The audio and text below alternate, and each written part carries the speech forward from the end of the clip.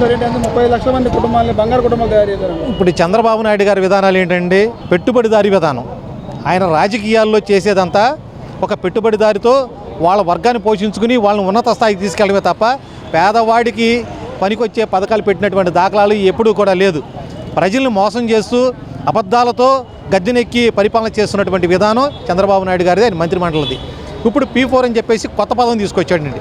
ఈ P4 ద్వారా సుమారు 35 లక్షల కుటుంబాలని ఏదో నేను లక్షాధికారులను చేసేసానంటూ, అది బంగారు కుటుంబాలు చేశానంటూ ప్రగల్భాలు వలుగుతున్నటువంటి ఈ తెలుగుదేశం పార్టీని విధానాలు మేము తీవ్రంగా ఖండిస్తున్నాం. ఏ కుటుంబానికి ఏమి ఇచ్చావని చెబుదాం మనం? ఏ కుటుంబంలో నువ్వు ఎడ్యుకేషన్ ఇచ్చావు?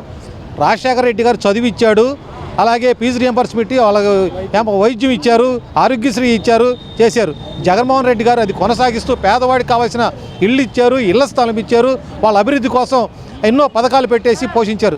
నువ్వు కనీసం ఒక సింగిల్ పథకం పెట్టకుండా ఒక జీవో టీచర్స్ని దత్తత తీసుకోవాలి. టీచర్స్కి ఏం పని అండి? వాళ్ళు ఎడ్యుకేషన్ చెప్పేవాళ్ళు. వాళ్ళని P4 కింద నువ్వు తీసుకోవాలంటే ఎవరు తీసుకున్నారు? వాళ్ళు ఇదంతా కాగితాల వరకు ఒక భ్రమని సృష్టించడంలో చంద్రబాబు నాయుడు గారు మించిన వ్యక్తి ఈ రాష్ట్రంలో లేరు. అట్లాగే ఈ సంగతి అంతా మోడీ గారికి తెలుసు.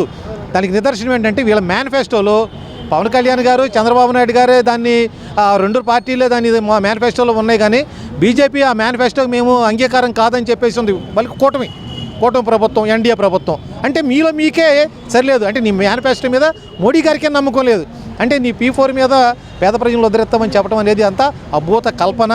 ఇది ఏమీ లేదు, పైన గ్రాఫిక్స్ అనమాట. ఈ రాష్ట్ర ప్రజలకి శటకోపం పెట్టడానికి ఇది ఒక మళ్ళా మోసపూరితమైనటువంటి వాగ్దానం అని మాత్రం చెప్తున్నామండి.